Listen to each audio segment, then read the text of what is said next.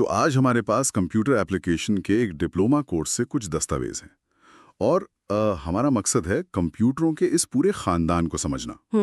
हम सब जब कंप्यूटर शब्द सुनते हैं तो दिमाग में बस लैपटॉप या डेस्कटॉप ही आता है। हाँ, आमतौर पर तो यही होता है। लेकिन इन दस्तावेजों को देखकर लगता है कि कंप्यूटर की दुनिया एक बहुत बड़े परिवार की तरह है। बिल्कुल सही सोचा। ये दस्तावेज कंप्यूटरों को समझने के लिए 3 अलग-अलग चश्मे देते हैं। 3 चश्मे? हाँ, पहला है आकार मतलब साइज, दूसरा है मकसद यानी पर्पस और तीसरा है काम करने का तरीका मतलब एप्लीकेशन। ओके। और ये बंटवारे सुनने में भले ही थोड़े पुराने लगें, लेकिन आज भी ये हमें टेक्नोलॉजी को बेहतर ढंग से समझने में मदद करते हैं। तो चलिए अभी शुरू करते हैं आकार से। हाँ, आकार के हिसाब से ही शुरू करते हैं। ठीक है, तो इन नोट्स में 4 तरह के कंप्यूटर का जिक्र है। माइक्रो, मिनी, मेन फ्रेम और सुपर कंप्यूटर।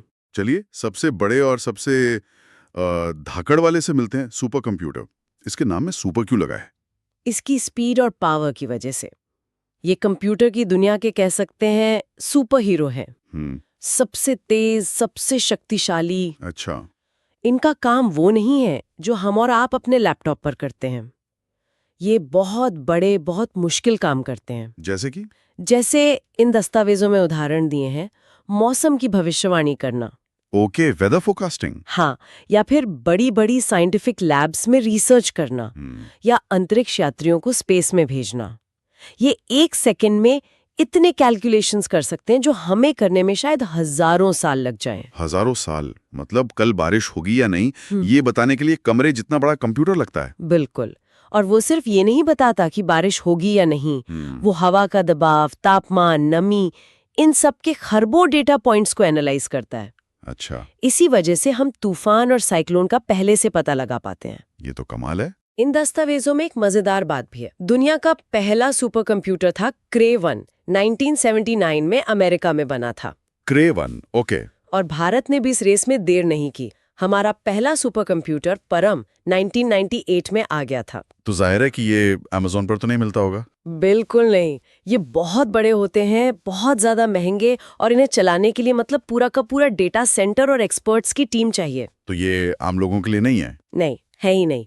ये देशों और बड़ी बड़ी वैज्ञानिक संस्थाओं के लिए होते हैं, जिनसे वो दुनिया की सबसे बड़ी समस्याओं को सुलझाने की कोशिश करते हैं। जैसे नई दवाइयां खोजना या क्लाइमेट चेंज? एग्जैक्टली। ठीक है, तो ये तो हो गया परिवार का सबसे बड़ा सदस्य। अब आते हैं सबसे छोटे वाले पर, माइक्रो कंप्यूटर। इसका नाम सुनते ही मुझे अपने पुराने डेस्कटॉप की याद आ जाती है। नोट्स में लिखा है कि ये किताब जितने छोटे हो सकते हैं, तो क्या ये हमारे लैपटॉप, डेस्कटॉप, शायद फोन भी? एकदम सही पकड़ा। माइक्रो कंप्यूटर वही है जिन्हें हम आज पर्सनल कंप्यूटर या पीसी कहते हैं। पीसी, हाँ। जब ये आए थे तो इन्होंने क्रांति ला दी थी। इनसे पहले कंप्यूटर सिर्फ बड़ी कंपनियों और सरकारों के पास होते थे। सही बात है।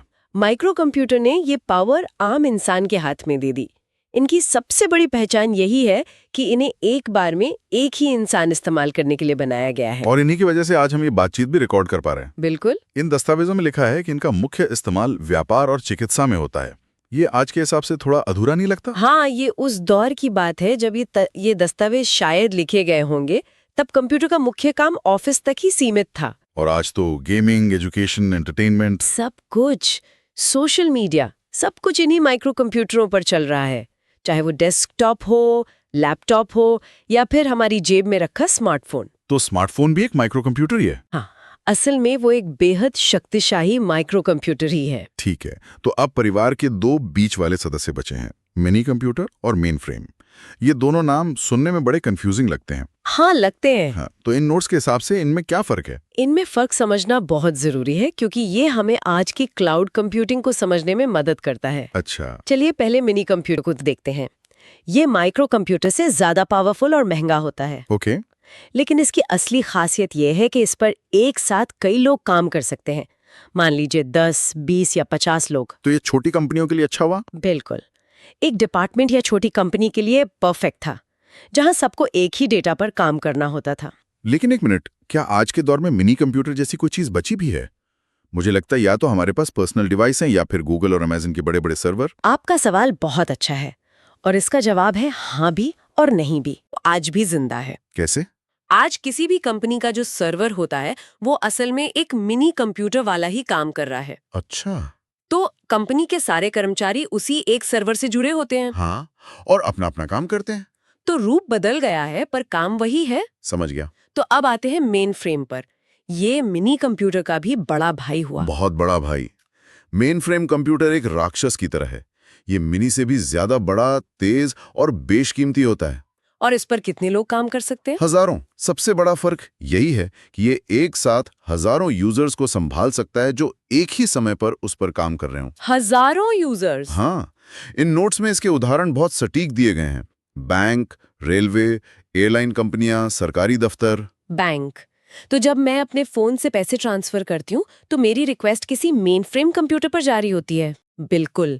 सोचिए, एक ही समय पर लाखों लोग अपने अकाउंट चेक कर रहे हैं, पैसे भेज रहे हैं, बिल भर रहे हैं। हाँ, ये तो बहुत बड़ा लोड है। इन सभी ट्रांजैक्शंस को बिना किसी गलती के सुरक्षित तरीके से प्रोसेस करने के लिए एक मेन फ्रेम कंप्यूटर की जरूरत होती है।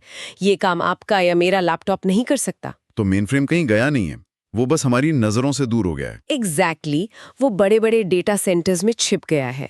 आज की जो क्लाउड कंप्यूटिंग है, जैसे Amazon वेब सर्विसेज या गूगल क्लाउड, वो एक तरह से मेन फ्रेम का ही आधुनिक और अरबों गुना बड़ा अवतार है। अरे वाह! तो ये जो आकार का वर्गीकरण है, ये तो एक सीढ़ी की तरह है। माइक्रो कंप्यूटर एक इंसान के लिए, मिनी एक टीम के लिए, मेन फ्रेम एक पूरे शहर के बैंक के लिए, और सुपर कंप्यूटर पूरी दुनिया के मौसम को समझने के लिए। एकदम, ये शक्ति और पैमाने की सीढ़ी है। तो आकार तो एक बात हुई, लेकिन कंप्यूटर का साइज ही सब कुछ नहीं बताता।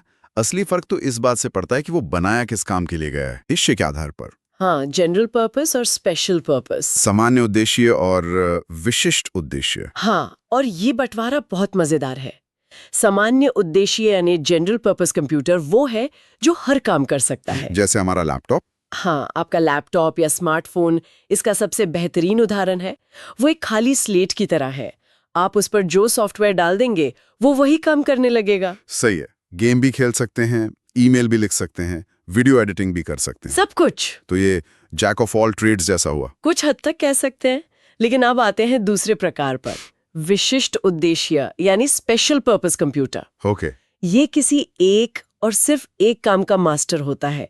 इसे किसी खास काम को करने के लिए ही डिजाइन और बनाया जाता है। ये तो बड़ा दिलचस्प है।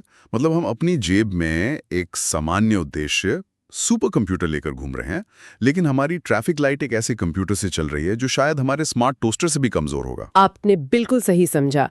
वो अपना एक काम परफेक्शन से करता है। तो दस्तावेजों में इसके क्या उदाहरण हैं? बेहतरीन उदाहरण है traffic control system, satellite launch करने वाले कंप्यूटर या अस्पताल में किसी मशीन को चलाने वाला कंप्यूटर। अच्छा। आप ट्रैफिक लाइट वाले कंप्यूटर पर यूट्यूब नहीं चला सकते। उसका हार्डवेयर, उसका सॉफ्टवेयर, सब कुछ सिर्फ एक ही काम के लिए बना है। क्या काम? सही समय पर बत्ती को लाल, पीला और हरा करना। लेकिन ऐसा क्यों? हम हर जगह जनरल पर्पस कंप्यूटर क्यों नहीं लगा देते? क्योंकि यहाँ पर विश्वसनीयता और कुशलता का सवाल है। मतलब रिलायबिलिटी। हाँ, आप चाहेंगे कि आपकी कार का एयरबैग जिस कंप्यूटर से जुड़ा है वो सिर्फ एयरबैग खुलने का काम करे, न कि बीच बीच में सॉफ्टवेयर अपडेट करने लगे। सही बात है। विशेष उद्देश्य कंप्यूटर बहुत भरोसेमंद, तेज और अपने काम में कुशल होते हैं क्योंकि उन्हें कोई और काम करना ही नहीं होता। वो भटकते नहीं हैं। ठीक है, अब हमारी आखिरी श्रेणी पर आते हैं जो थोड़ी तकनीकी लग रही है, अनुप्रयोग यानी एप्लीकेशन के आधार पर। इसमें 3 नाम हैं, एनालॉग, डिजिटल और हाइब्रिड।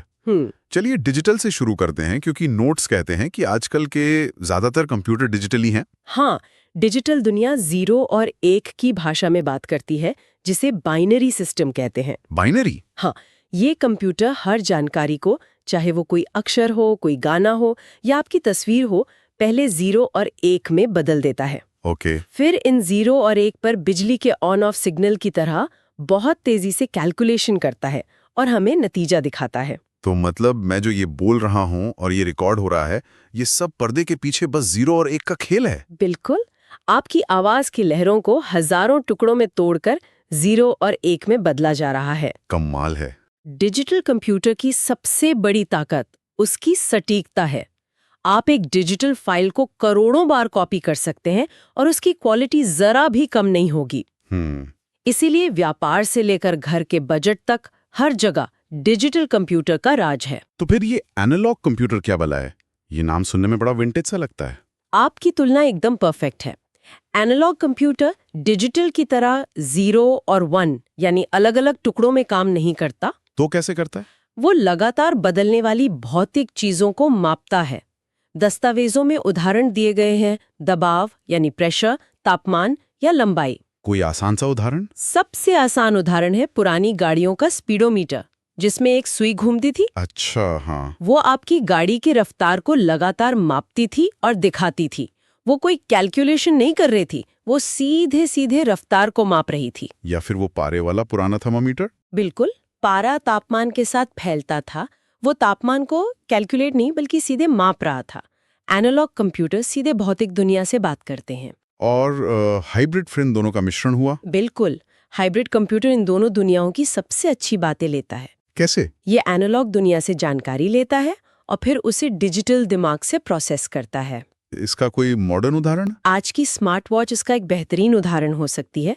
वो आपकी दिल की धड़कन को मापती है, जो एक लगातार बदलने वाला एनालॉग सिग्नल है।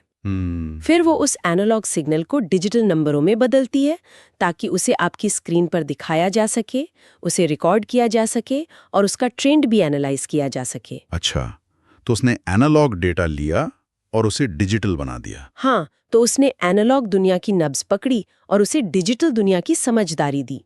अस्पतालों की आईसीयू मशीनें भी यही करती हैं। तो ये दोनों दुनियाओं का सबसे अच्छा संगम है। एकदम सही। बिल्कुल। और वो एक ऐसा हरफनमौला खिलाड़ी हो सकता है जो सब कुछ करता है, या फिर एक ऐसा विशेषज्ञ जो सिर्फ ट्रैफिक लाइट को नियंत्रित करता है। और सबसे दिलचस्प बात यह है कि ये वर्गीकरण, जो सुनने में इतने बुनियादी लगते हैं, आज भी कंप्यूटिंग की पूरी दुनिया को परिभाषित करते हैं। तकनीक बदलने के बाद भी? हाँ, तकनीक कितनी भी बदल गई हो, लेकिन वो मूल सिद्धांत आज भी वही हैं। हमारे फोन और लैपटॉप माइक्रो कंप्यूटर के वंशज हैं। कंपनियों के सर्वर मिनी और मेनफ्रेम की भूमिका निभा रहे हैं, और गूगल और अमेज़न के विशाल डेटा सेंटर आधुनिक सुपर कंप्यूटर की तरह काम कर रहे हैं। तो ये श्रेणियां हमें आज भी कंप्यूटिंग की इस विशाल दुनिया को समझने का एक फ्रेमवर्क देती हैं। बिल्कुल, बैंक के ट्रांजैक्शंस को संभालने वाले मेन फ्रेम और एक नए मॉलिक्यूल का मॉडल बनाने वाले सुपर कंप्यूटर के बीच का फर्क आज भी पैमाने और उद्देश्य का ही है। और ये दशकों पहले ही परिभाषित हो गया था। हाँ। इन दस्तावेजों में एक आखिरी बात लिखी है कि 1982 के बाद के सभी कंप्यूटर 5वीं पीढ़ी के हैं। अब 40 साल से ज्यादा हो चुके हैं। आज हमारे पास मोबाइल फोन के आकार के कंप्यूटर हैं जो उस दौर के डेस्कटॉप से लाखों गुना ज्यादा शक्तिशाली हैं। सही बात है। तो ऐसे में एक सवाल मन में आता है कि कंप्यूटरों की छठी पीढ़ी असल में कैसी दिखेगी, और क्या आकार, उद्देश्य और अनुप्रयोग की ये पारंपरिक परिभाषाएं उस पर भी लागू होंगी?